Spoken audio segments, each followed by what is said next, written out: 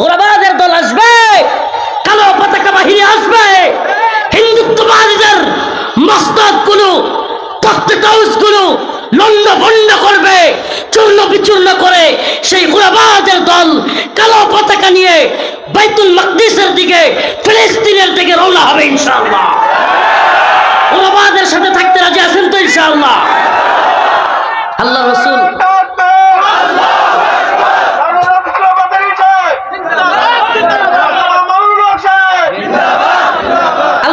স্পষ্ট ঘোষণা করে দিয়েছেন। হাদিস শুনাই, হাদিস শুনাই, ইসাবাতান মিন উম্মতি আহরাজাহুম আল্লাহু মিনান নার, ইসাবাতুন তাগজুল হিন্দা ওয়া ইসাবাতু মা ঈসা ইবনে মারইয়াম, ইসাবাতান মিন উম্মতি, ইসাবাতান মিন উম্মতি। হিন্দুত্ববাদী তাগুতের দলের বুকে কম্পন ধরানোর জন্য, এই হিন্দুত্ববাদী মধুখালীর সন্ত্রাসীদের বুকে কাঁপন ধরানোর জন্য আমার রাসূলের একটা হাদিসই যথেষ্ট। ইসাবাতানে মিন উম্মতি, আমার উম্মতের দুইটা দল যুদ্ধ করবে হিন্দুত্ববাদের বিরুদ্ধে। আখরাজাহুম আল্লাহু মিনান নার, আল্লাহ পাক তাদেরকে জাহান্নামের আগুন থেকে মুক্তি দিবে। এর একটা হলো ইসাবাতুন তাগজুল হিন্দা, যারা হিন্দুত্ববাদী ব্রাহ্মণ্যবাদী তাগুতি শক্তির বিরুদ্ধে জিহাদ করবে। এটা আসন্ন, এটা আসন্ন। আল্লাহর রাসূল বলে গিয়েছেন এটা আসন্ন, যুদ্ধ হবে, ঘোরাবাড়ি করবে, সেই কালো পতাকা বাহিনী করবে। আল্লাহ পাক আমাদের সবাইকে দ্বীনের ঝান্ডা নিয়ে সেই কালো পতাকা বাহিনীর সাথে শামিল হওয়ার তৌফিক দান করুন। এই জন্য আমিও কারাগার থেকে বের হয়ে যে স্লোগান সারা দেশে ছড়িয়ে দিয়েছি, ইম্মা শরিয়া ওয়া ইম্মা শাহাদা, হয়তো শরিয়ত নয়তো শাহাদাত। একই কণ্ঠে আল্লামা মামুনুল হক বলেছেন, হয়তো খিলাফত নয়তো শাহাদাত।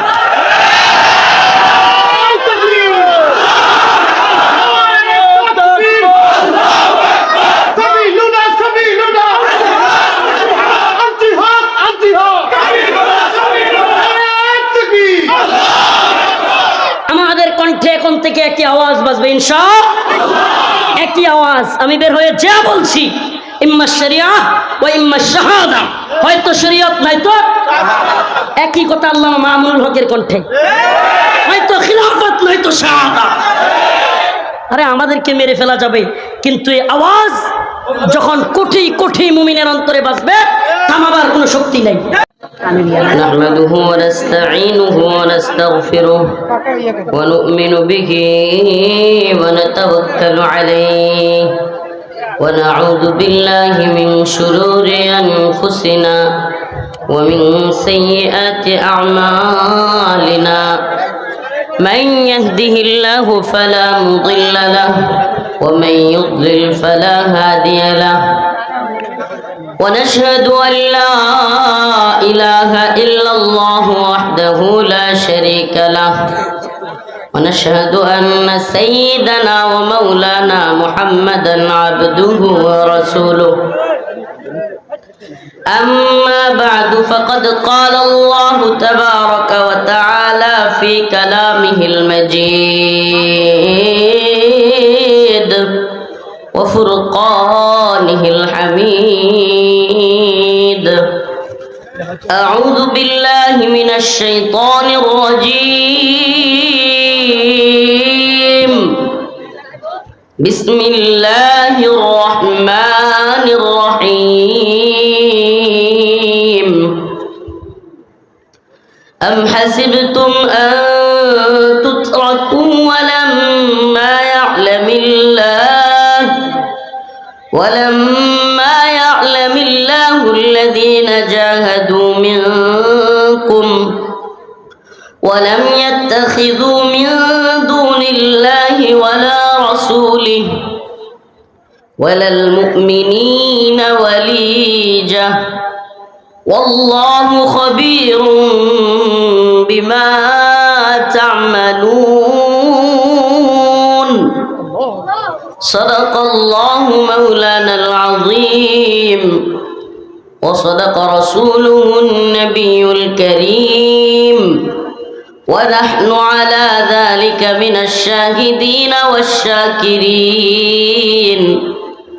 والحمد لله رب العالمين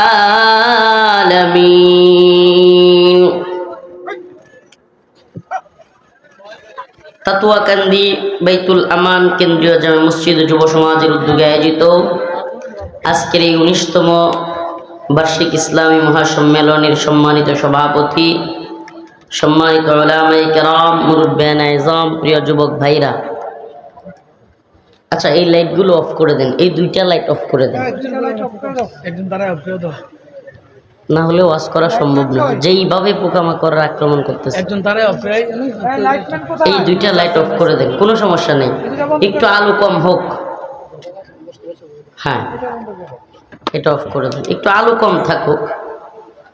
ক্যামেরাওয়ালারা, ইউটিউবারওয়ালারা একটু লস খাক, এতে সমস্যা নাই, কিন্তু হুজুরের তো বা যারা বয়ান এখানে স্টেজে আছে তাদের নাকে মুখে যদি পোকা ঢুকে, এটা তো আবার ভাইরাল হবে না?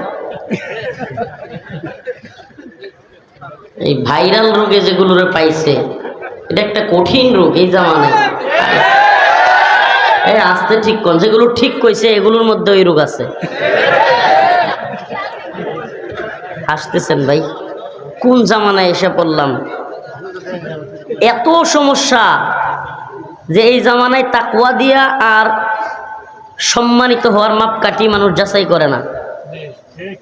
কে কতটুকু তাকওয়াবান, কার কতটুকু ইলম আছে, কে আল্লাহকে বেশি ভয় করে, কে বেশি আমলদার, এটার সমাজে কোনো মূল্যই নেই। এখন ইউটিউব, ফেসবুক, লাইকি, টিকটক, এগুলোতে কার ফলোয়ার বেশি, ফ্যান বেশি, এগুলোতে দেইকা মানুষকে মাপ দেয়, মানে মানুষকে, এটা একটা মাপার মানদণ্ড হয়ে গেছে এখন। দিন কিংবা আল্লাহর ভয়, এটা মানুষকে মাপার আর মানদণ্ড নাই। যাক, আল্লাহ পাক আমাদেরকে হেদায়েত দান করুন। আর জোরে বলেন আমিন। দীর্ঘ পথ পাড়ি দিয়ে এসেছি, আলহামদুলিল্লাহ। আল্লাহ পাকের কি ইচ্ছা, আপনাদের মাহফিলের দিন এই কয়েকদিন ঠাডা পোড়া রোদ গেছে, এখন আবার মাঝখানে গেছে বৃষ্টি, মাঝখানে আবহাওয়াটা এত সুন্দর হয়েছে আজকে, যে মানে না একেবারে রোদ না বৃষ্টি। সত্যি না বিষয়টা? মানে এই কতদিন এত রোদ গেছে, মাহফিল করবেন কি, বসেই তো থাকা যায় না, গড়েই থাকা যায় না। আবার এই কয়দিন, এই 2-3 দিন আবার এত বৃষ্টি গেছে, ঝড় গেছে, যে মাহফিল প্যান্ডেল ম্যান্ডেল সব উড়াই লয়ে যেত। আর মাঝখানে একটা দিন কেন কইলাম জানেন? আবহাওয়ার পূর্বাভাস কিংবা অবস্থান যা মনে হচ্ছে আবারও যে কোনো একটা শুরু হয়ে যাবে। আপনারা একটা দিন পাইছেন, মাশাআল্লাহ, আলহামদুলিল্লাহ বলেন। এই জন্য খুলুসিয়ত, লিল্লাহিয়ত, আল্লাহর জন্য কিছু করা, আল্লাহর জন্য কিছু করবার মানসিকতা, এটা খুব জরুরি। এই পাবলিসিটির জামানায়, ফ্যান্টাসির জামানায়, নিজেকে জাহির করার জামানায় যারাই আল্লাহর জন্য কিছু করতে পারে, সুবহানাল্লাহ, এরাই আল্লাহর ওলি। এই জামানায়ও নিজেকে লুকায় রাইখা যারা দ্বীনের কাজ করে যায়, আল্লাহকে ভয় করে, এর চাইতে বড় আল্লাহর ওলি কেডা? এই জামানায় সবচাইতে বড় চ্যালেঞ্জ হলো নিজেকে লুকায় রাখা, সবচাইতে বড় চ্যালেঞ্জ। সেলিব্রিটিজম, এই কালচার বড় ভয়াবহ অবস্থায় দাঁড়াইছে। আপনি কোথায় যাচ্ছেন, কোথায় খাচ্ছেন, কোথায় কি করতেছেন, ক্যামেরা আপনার পিছনে লেগেই থাকবে। এত ডিজিটাল ক্যামেরা, আপনার আশপাশে আসতে হবে না, দূর থেকে টাইনা ক্যামেরা জুম করে আপনার ভিডিও করে ফেলবে। এই জন্য আপনার যারা কিছু মানুষ আছে বিরাট পাবলিসিটি চায়, মন চায় বিরাট মানুষ চিনুক, আমাকে জানুক। আবার অনেকে আছে না, এত বেশি পরিচিতির দরকার নাই, স্বাভাবিক জীবনযাপনের দরকার।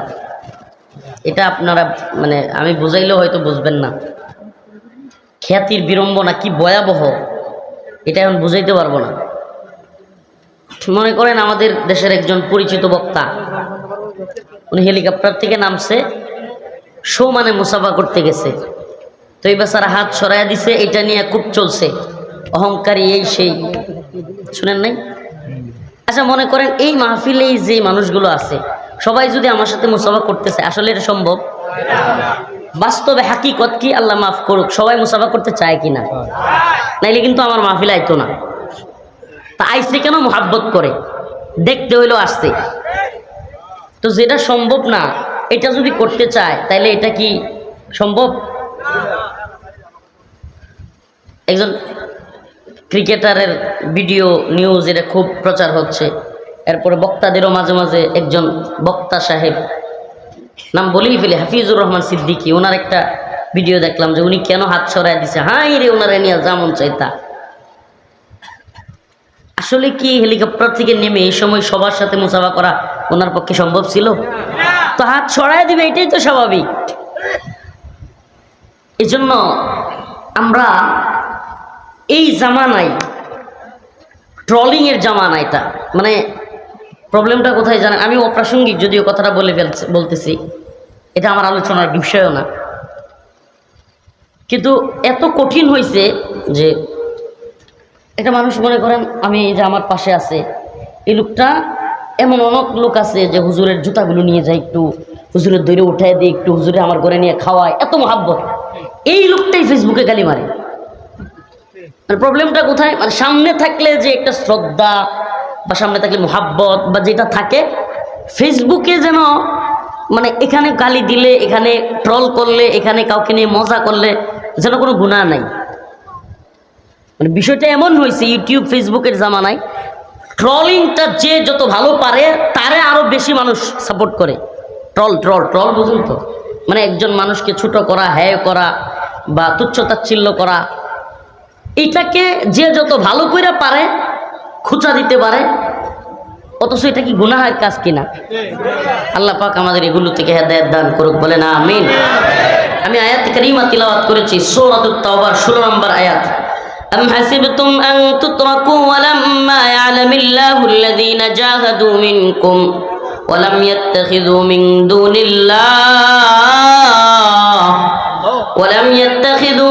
دون الله ولا رسوله ولا المؤمنين وليجة والله خبير بما تعملون। আল্লাহ রাব্বুল আলামিন বলেন, আম হাসিবতুম আন তুতরাকু, তোমরা কি ধারণা করো তোমাদেরকে এভাবে ছেড়ে দেওয়া হবে? আল্লাহ পাক এই আয়াত অনেক জায়গায় বলেছেন, আম হাসিবতুম আন তাদখুলুল জান্নাহ, তোমরা কি মনে করো তোমরা এমনি এমনি জান্নাতে চলে যাবা? আল্লাহ পাক অন্য এক জায়গায় বলেছেন, আহাসিবান নাস আন ইউতরাকু আন ইয়াকুলু আমান্না, তোমরা কি মনে করো তোমাদেরকে ছেড়ে দেওয়া হবে তোমরা বলবে আমান্না আমান্না, আমরা ঈমানদার? অর্থাৎ আল্লাহ রাব্বুল আলামিন মানুষকে বোঝাতে চান, হে মানুষ, জান্নাতে যাওয়া কিংবা আমার পক্ষ থেকে ক্ষমা পাওয়া কিংবা নিয়ামত প্রাপ্ত হওয়া এই জমিন থেকে তোমরা এমনি এমনি পাবা না। অবশ্যই অবশ্যই তোমাদেরকে পরীক্ষা করা হবে। সুবহানাল্লাহ। পরীক্ষা ছাড়া পুরস্কার পায় কোনো মজা আছে নাকি? আরে যে ব্যক্তি নকল কইরা পাশ করছে একই কোনো মজা পাবে জীবনে? অটো পাশ করছে যেগুলো, এগুলো মজা পাবে? বিশ্বাস করেন মজা নাই। আরে খেতে কাম কইরা সারাদিন গাম জড়ায় ঠান্ডা পানি খাওয়ার মজা আর ঘরে এসির বাতাসের মধ্যে পানি খাওয়ার মজা কি এক নাকি? কেমনে হবে? কষ্টের পর যেই মজা, যেই স্বাদ, এটা পৃথিবীর কোনো ব্যক্তি পাবে না।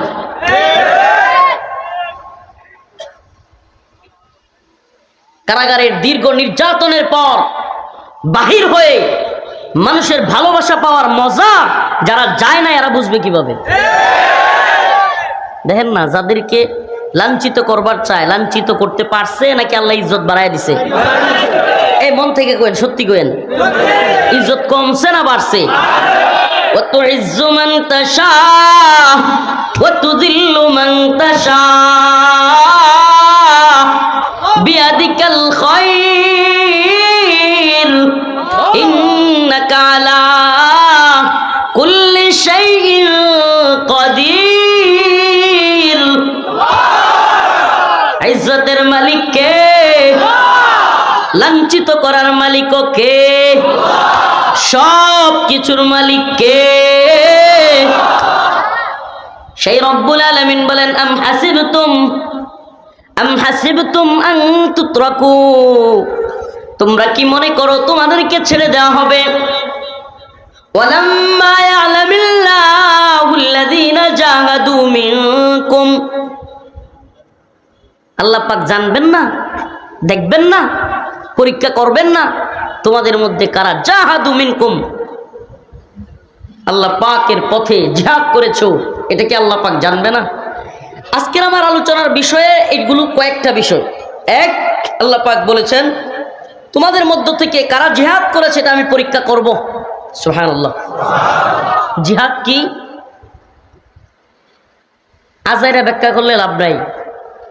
নামাজের যেমন একটা সুনির্দিষ্ট ব্যাখ্যা আছে, সালাতের অর্থ করলেই যেমন নামাজ হয়ে যায় না, বাংলাদেশে কাবা বানাইয়া ঘুরলেই যেমন তাওয়াফ বা হজ হয়ে যায় না,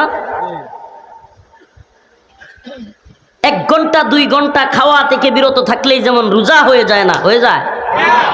সালাত শব্দের অর্থ দোয়া। কি? কোন ব্যক্তি যদি এইভাবে দোয়া করে আল্লাহ আমরা মাফ করে দাও, এই করে সেই করে, নামাজ হয়ে যাবে? সুনির্দিষ্ট একটা ব্যাখ্যা, শরঈ ব্যাখ্যা আছে নামাজ, এটা শরঈ কি আছে? ব্যাখ্যা আছে। আল্লাহ পাক যেভাবে নামাজ ফরজ করেছেন, রসুল যেভাবে পড়েছেন, সাহাবায়ে কেরামকে যেভাবে পড়তে বলেছেন, ঠিক তেমনি ভাবে পড়লে একটা লোকের নামাজ কি হবে? আদায় হবে। রোজা আল্লাহ যেমনি রাখতে বলছেন, সিয়াম অর্থ বিরত থাকা। কি? তো কোনো ব্যক্তি 1 ঘন্টা বিরত থাকলে রোজা হবে না? রোজার শরঈ একটা ব্যাখ্যা আছে। সেম ভাবে বাংলাদেশে কোনো লোক কাবা বানায়া এরপরে যদি তওয়াফ করা শুরু করে, এই বন্ডামিও আছে না নাই? তাইলে কি তওয়াফ হয়ে যাবে? বাবার দরবারে গিয়ে তওয়াফ করলে কি হজের সওয়াব পাওয়া যাবে? বাবার নামে কুরবানি করলে আল্লাহর নামে কুরবানির সওয়াব কি পাওয়া যাবে? নাকি আরো শিরকের গুনাহ হবে? কুরবানি কার জন্য? এদিকে আমার কথা না আল্লাহর কথা? কুল ইন্না সালাতি ওয়া নুসুকি ওয়া মাহইয়ায়া ওয়া মামাতি লিল্লাহি রাব্বিল আলামিন। আমার নামাজ, আমার কুরবানি, আমার সব, আমার হায়াত, আমার মৃত্যু কার জন্য? কুরবানি কার নামে করতে হবে? তাই বলতেছিলাম নামাজের, রোজার, কুরবানির প্রত্যেকটার যেমন সিস্টেমলি একেবারে সুনির্দিষ্ট ব্যাখ্যা আছে আল্লাহ পাকের পক্ষ থেকে, ওগুলো যেমনি ভাবে ব্যাখ্যা কইরা নিজে মন গড়া ভাবে 2 ঘন্টা বিরত থাকলে যেমন রোজা হয় না, নামাজের সময় আসলে হাত তুলে দোয়া করলে যেমন নামাজ হয় না, দেশের মধ্যে কাবা বানায়া তাওয়াফ করলে যেমন হজ হয় না, তেমনি জিহাদের নামে অপব্যাখ্যা করে, নফসের জিহাদের নামে শরঈ কিতালকে অপব্যাখ্যার মাধ্যমে শরঈ জিহাদকে, কিতালকে, কুতিবা আলাইকুমুল কিতাল, কুতিবা ফুরিদা, তোমাদের উপর ফরজ করা হয়েছে কিতালকে, এই কিতাল মন গড়া নফসের জিহাদ বলে চালিয়ে দিলেও আল্লাহ পাক কোরআনে যে জিহাদ কিতালের কথা বলেছেন সেই শরঈ ফরজ আদায় হয়ে যাবে না। আল্লাহ রাব্বুল আলামিন বলেন আম হাসিবতুম আন তুতরাকু ওয়ালাম্মা ইয়ালামিল্লাহুল্লাযীনা জাহাদু মিনকুম, তোমরা কি মনে করো তোমাদেরকে এমনি এমনি ছেড়ে দেওয়া হবে? না না না, ছেড়ে দেওয়া হবে না। আমি দেখব তোমাদের মধ্যে কে আমার রাস্তায় জিহাদ করেছো। সুবহানাল্লাহ।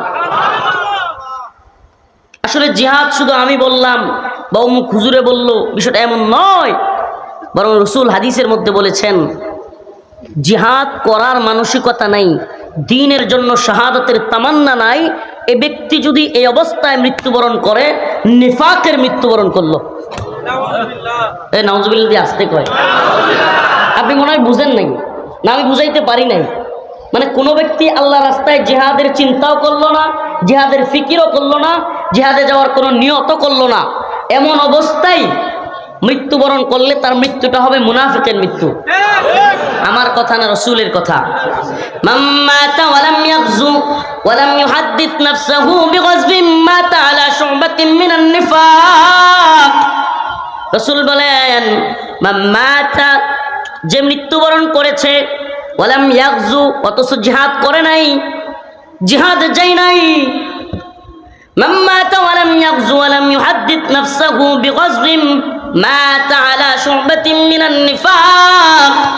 শুবাতিন মিনান নিফাক, তার মৃত্যুটা হবে মুনাফিকের মৃত্যু। নাউজুবিল্লাহ। তো আমরা কি মুনাফিক হয়ে মরতে চাই নাকি মুসলমান হয়ে মরতে চাই? এই সবাই হাত তুলে না, মুসলমান। জামানা বড় কঠিন, বড় কঠিন জামানা চলে আসছে। কে মুনাফিক কে মুমিন এটা ধার্য করা এখন খুব কঠিন। আরে ভাস্কর্য নামের মূর্তির আন্দোলনেই দেখা গেছে কে মুসলমান আর কে মুনাফিক। মুদি বিরোধী আন্দোলনেই দেখা গেছে কে মুসলমান আর কে মুনাফিক, কে মুশরিকদের পক্ষে আর কে মুসলমানের পক্ষে, এগুলো স্পষ্ট দেখা যায়। খুব ভয়াবহ পরিস্থিতি চলতেছে।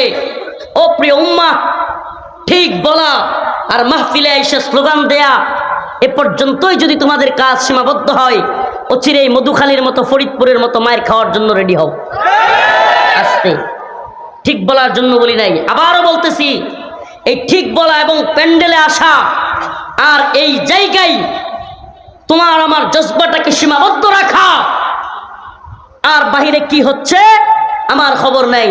আমার আগামীকালকে ধান কাটতে হইব, এটাই বড় খবর। আমার আগামীকালকে ধান কাটতে হবে, বৃষ্টি হয়ে যাইতে পারে, ধানগুলোরে আমার ঘরে নিতে হবে, এটাই আমার সবচেয়ে বড় খবর। এই উম্মার লাঞ্ছিত হওয়ার, অপমানিত হওয়ার যে কারণ আমি নিজে বুঝি, সেটা হলো এই উম্মাহ জাতীয় আন্তর্জাতিক চক্রান্তের ব্যাপারে বেখবর। বেখবর। যে যেদিন মার খায় আর এদিন হুশ হয়। অবস্থাটা এমন কি, যে যেদিন মার খায় সেদিন তার হুশ হয়, এর আগে হুশ হওয়ার খবর নাই। আপনি অবাক হয়ে যাবেন। আসলে অবাক হন না আপনারা, এখন অবাক হইতে হইতে অবাক হওয়ার জায়গাটাও বন্ধ হয়ে গেছে। মানে মানসিকভাবে মানুষের অবচেতন মনে, সাবকনশাস মাইন্ডে হঠাৎ করে একটা কিছু হইলে মানুষ কি হয়, স্তম্ভিত হয়ে যায়, বাকরুদ্ধ হয়ে যায়। এখন আর মানুষ বাকরুদ্ধ হয় না। কেন হয় না? এই দেশে সব সম্ভব। কি কয়? এ দেশে সত্যি কথা বলেন, সত্যি কথা বলবেন। মুরব্বীরা যারা আছেন, আপনারা কি কিছুদিন আগেও কল্পনা করছেন যে হিন্দুরা বাংলাদেশে পিটায়া জনসম্মুখে প্রকাশ্যে ভিডিও কইরা মানুষকে মেরে ফেলবে? কল্পনা করছিলেন? হচ্ছে কি হচ্ছে না? আমাদের বর্তমান শিক্ষামন্ত্রী সে ঘোষণা দিছে শুক্রবারেও ক্লাস হবে। কেউ চিন্তা করছিলেন কখনো? সত্যি বলেন। আরে এই যে মুমিন আল্লাহর বান্দারা যেগুলো মাহফিলে আসছে, আমি এমন হাজার হাজার লাখ লাখ মুসলমান দেখাইতে পারবো যারা সারা সপ্তাহ নামাজ না পড়লেও অন্তত শুক্রবার নামাজটা পড়ে। চাকরিতে যাইতে হয় না, অফিসে যাইতে হয় না, তেমন কোনো কাজকর্ম থাকে না, শুক্রবার ছুটি থাকে, কি করে? নামাজটা পড়ে। এটা কেউ, এই মুমিনদের কেউ কিভাবে সরানো যায় এটা নীল নকশা চলতেছে। শুক্রবারে ছুটি কি করতে হবে? বাতিল। এটা একটা প্ল্যান, আপনি চিন্তা করবেন না। আমরা আল্লাহ মাফ করুক, আল্লাহ মাফ করুক, এগুলোর চিন্তায় অনেক রাত কাটায় দিছি। আসলে হচ্ছেটা কি মনে হইতেছে মাঝে মাঝে, আমি সত্যি কথা বলি, বাবুনগর ইসা হুজুর থাকতে রহিমাহুল্লাহ, নুর হোসেন কাসমি রহিমাহুল্লাহ থাকতে যে চিন্তা চেতনা, যে মাইন্ড লালন করতাম, এখন আমি দেখতেছি আমরা এখন মানে আসলে আসি বাইচে আসি, এটাই আলহামদুলিল্লাহ। মানে অবস্থা এত ভয়াবহ যে আসলে সব দেখতেছি, কিন্তু ওই যে তেজ, ওই যে জজবা, ওইটা যেন আর পাচ্ছি না। কেন পাচ্ছি না? কারণ ওই যে বললাম যে এখন মানসিক অবস্থা মাইনে নিচ্ছে, অবচেতন মন, সাবকনশাস মাইন্ড, মানুষের যে জায়গা ওইটাতে ফিট হয়ে গেছে, সব সম্ভব। দেখেন না, শুক্রবারে ক্লাস চালু করলেও শুক্রবারে যদি ছুটি বাতিলও করে কিছু হবে না। আস্তাগফিরুল্লাহ, আস্তাগফিরুল্লাহ। অবাক করা বিষয়, আপনি শুধু ওইটা দেখতেছেন। গতকালকে একটা নিউজ দেখলাম, চমকে উঠছি। অনেকে খেয়াল করছেন না, অনেকে এগুলো জানেন না, খবরও রাখেন না। আমরা যে হিন্দুদেরকে, বৌদ্ধদেরকে, খ্রিস্টানদেরকে বা বিভিন্ন ধর্মাবলম্বীদেরকে দাওয়াত দিই না, আলেমগণ দাওয়াত দেয় কিনা? এই দাওয়াত দেওয়ার পথ বন্ধ করা হচ্ছে। নাউজুবিল্লাহ।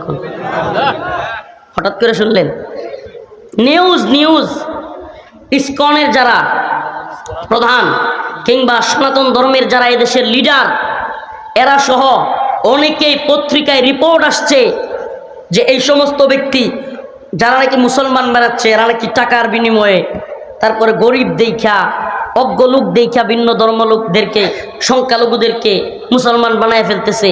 এটা বন্ধ করতে হবে। আর এই সমস্ত দায়ী যারা, দাওয়াত যারা দেয়, এদেরকে প্রয়োজনে গ্রেফতার করতে হবে, আইনের আওতায় নিয়ে আসতে হবে।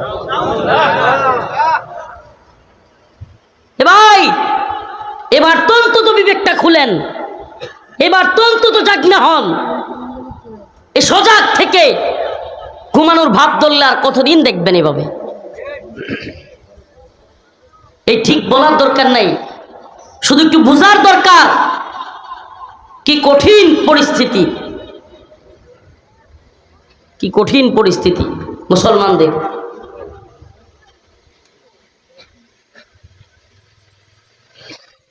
আমরা হয়তো থাকবো না ভাই, থাকতে পারবো না, থাকতে দেওয়া হবে না, কিন্তু সজাগ করে যাই। মনে রাখেন, ছোট্ট একটা ছেলে বলে গেছিল এই কথাগুলো। অচিরেই ভয়াবহ, আরো ভয়াবহ দিন আসতেছে। এদেশে মাদ্রাসা মসজিদ নিয়ে টিকা, এদেশে দিন ইমান নিয়ে টিকা বড় ভয়াবহ হয়ে যাচ্ছে। আপনি কি কল্পনা করেন? আপনি কি কল্পনা করেন বিশ্বের সবচাইতে ভয়ঙ্কর শাতেম, সবচাইতে কুখ্যাত শাতেম রাসূল ফ্রান্সের প্রেসিডেন্ট এমানুয়েল ম্যাক্রো যে ঘোষণা দিয়ে রাসূলকে ব্যঙ্গ করেছে তার রাষ্ট্রে, সে আইসা যখন আপনার আমার রাষ্ট্রে বুক ফুলায় হাঁটে এবং লাল গালিচা সংবর্ধনা পায়, সে যখন আমার রাষ্ট্রে আইসা যাহা তাহা করে যায়, তবুও কিছু হয় না এবং মুসলমানদের খবরই নাই। আলেম ওলামারা জেলে। প্রিয় ভাইরা আমার, বন্ধুগণ আমার, এজন্য আপনাদেরকে সজাগ করে যাই। আল্লাহ পাক কোরআনে সুস্পষ্ট বলেছেন, ওয়ালাম্মা আম হাসিবতুম আন তাদখুলুল জান্নাহ ওয়ালাম্মা ইয়া'লামিল্লাহু আল্লাযীনা জাহাদু মিনকুম ওয়া লাম ইয়াত্তাখিযু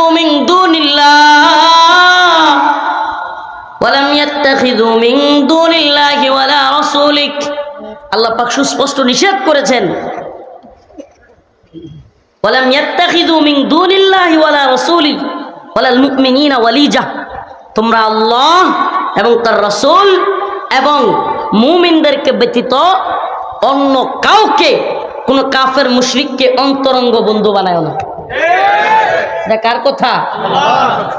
অথচ আপনি বিশ্বের সবচাইতে বড় কুখ্যাত শাতেম রাসূলের সাথে আলিঙ্গন করবেন, চুমাচুমি করবেন, নিজেকে মুমিন পরিচয় দিবেন, আর আপনার দেশে ওপেনলি লাল গালিচা সংবর্ধনা দিয়ে চলবে, আর আপনি নিজেকে মনে করবেন প্রতিবাদ না করে উল্টো তাকে রেসপেক্ট জানিয়ে, সম্মান জানিয়ে আমি খুব বড় মুমিন। বুঝতে হবে আপনার মধ্যে নিফাক আছে। নিফাক কি আছে? নিফাক। এজন্য বলি ভাই, জামানা খুব কঠিন। এই জামানায় খাঁটি ইমানদার পাওয়া এত সহজ হবে না। এই জামানায় খাঁটি ইমানদার পাওয়া কি হবে না? সহজ হবে না ভাই। হাদিস শুনেন নাই? রাসূল সাল্লাল্লাহু আলাইহি ওয়াসাল্লাম বলেন, জামানা এমন একটা আসবে, সকালবেলায় মুমিন হয়ে বের হবে ঘর থেকে, বিকালে আসবে কি হয়ে? এটা কি কিয়ামতের পরে জামানা টাইপ নাকি? হয় না? জামানা কি আসবে কি কিয়ামতের পরে, না এসে গেছে? মূর্তির পক্ষ নিলে, কোরআনের বিরুদ্ধে গেলে, মদের লাইসেন্স দিলে, আল্লাহ হারাম করেছে মদ না হালাল?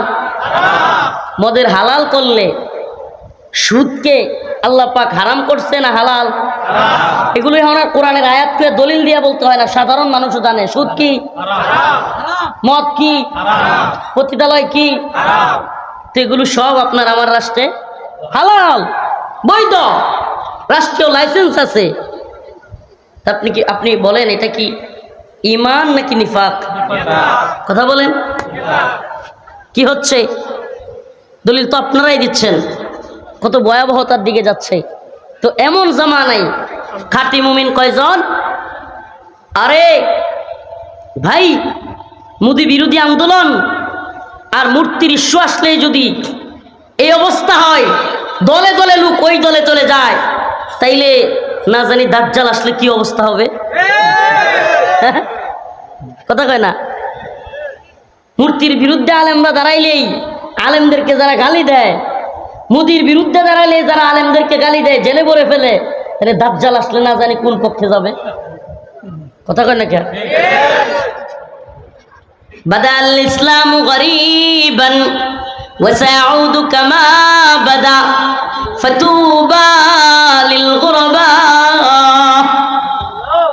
রাসূল সাল্লাল্লাহু আলাইহি ওয়াসাল্লাম বলেন, বাদাল ইসলামু গরীবান, ইসলাম ছিল অপরিচিত। কি ছিল? ওয়া সাউদু কামা বাদা, অচিরেই আবার সেই অবস্থায় ফিরে যাবে। অচিরেই, রাসূল কি বলছেন? অচিরেই। ফাতুবা লিল গুরবা, সুসংবাদ গুরবাদের জন্য। সুবহানাল্লাহ। সুসংবাদ কাদের জন্য? গুরবা। গুরবা কারা? জানতে মন চায় না? আল্লাহ রাসূল বলেন, সাহাবায়ে কেরাম প্রশ্ন করলেন এই হাদিস বলার পরে। আল্লাহ রাসূল যখন বললেন বাদা আল ইসলামু গরীবান ওয়া সাউদু কামা বাদা ফাতুবা লিল গুরবা, রাসূল যখন বললেন ইসলাম অপরিচিত ছিল, আবার অপরিচিত অবস্থায় ফিরে যাবে, ফাতুবা লিল গুরবা, সুসংবাদ গুরবাদের জন্য। সাহাবায়ে কেরাম প্রশ্ন করলেন, ইয়া রাসূলুল্লাহ, ইয়া হাবিবাল্লাহ, গুরবা কারা? নবীজি বললেন, আল্লাযীনা ইউসলিহুন ইযা ফাসাদান নাস, আল্লাযীনা ইউসলিহুন ইযা ফাসাদান নাস, মানুষ যখন ফাসাদের মধ্যে, ফিতনার মধ্যে পড়ে যাবে, সেই সময় যারা মানুষকে সঠিক পথ দেখাবে। সুবহানাল্লাহ। এই নিজে ভালো কাজ করবে নাকি মানুষকেও সঠিক পথ দেখাবে? আমর বিল মারুফ নাহি আনিল মুনকার করবে, তারাই হলো গুরাবা। সুবহানাল্লাহ। তাহলে আমাদেরকে জেলে নিলেও, রিমান্ডে নিলেও, মারলেও, ফাঁসি দিলেও আমরা কি গুরাবাদের অন্তর্ভুক্ত হব কি হব না? হব কি হব না? তো গুরাবা কারা? আল্লাযীনা ইউসলিহুন ইযা ফাসাদান নাস, গুরাবাদের জন্য সুসংবাদ। আর শেষ জামানায় গুরাবাদের দল আসবে, গুরাবাদের দল আসবে, কালো পতাকা বাহিনী আসবে, হিন্দুত্ববাদীদের মস্তকগুলো, তক্তটাউসগুলো লন্ড ভন্ড করবে, চূর্ণ বিচূর্ণ করে সেই গুরাবাদের দল কালো পতাকা নিয়ে বাইতুল মাকদিসের দিকে, ফিলিস্তিনের দিকে রওনা হবে ইনশাআল্লাহ। গুরাবাদের সাথে থাকতে রাজি আছেন তো ইনশাআল্লাহ? আল্লাহ রাসূল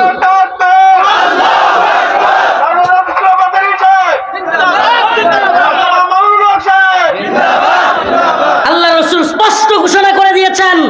হাদিস শুনাই, হাদিস হাদিস শুনাই, ইসাবাতান মিন উম্মতি আহরাজাহুম আল্লাহু মিনান নার, ইসাবাতুন তাগজুল হিন্দা ওয়া ইসাবাতু মা ঈসা ইবনে মারইয়াম, ইসাবাতান মিন উম্মতি, ইসাবাতান মিন উম্মতি।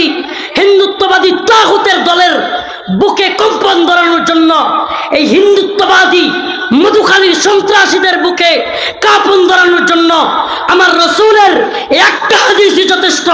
হিসাবাতানে মিন উম্মতি, আমার উম্মতের দুইটা দল যুদ্ধ করবে হিন্দুত্ববাদের বিরুদ্ধে। আখরাজাহুমুল্লাহু মিনান নার, আল্লাহ পাক তাদেরকে জাহান্নামের আগুন থেকে মুক্তি দিবে। এর একটা হলো হিসাবাতুন তাগজুল হিন্দা, যারা হিন্দুত্ববাদী ব্রাহ্মণ্যবাদী তাগুতি শক্তির বিরুদ্ধে জিহাদ করবে। এটা আসন্ন, এটা আসন্ন। আল্লাহ রসুল বলে গিয়েছেন এটা আসন্ন, এই যুদ্ধ হবে, ঘোরাবাড়ি করবে, সেই কালো পতাকা বাহিনী করবে।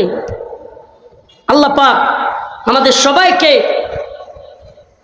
দ্বীনের ঝান্ডা নিয়ে সেই কালো পতাকা বাহিনীর সাথে শামিল হওয়ার তৌফিক দান করুন। এই জন্য আমিও কারাগার থেকে বের হয়ে যে স্লোগান সারা দেশে ছড়িয়ে দিয়েছি, ইম্মা শরিয়া ওয়া ইম্মা শাহাদা, হয়তো শরিয়ত নয়তো শাহাদাত। একই কণ্ঠে আল্লামা মামুনুল হক বলেছেন, হয়তো খিলাফত নয়তো শাহাদাত।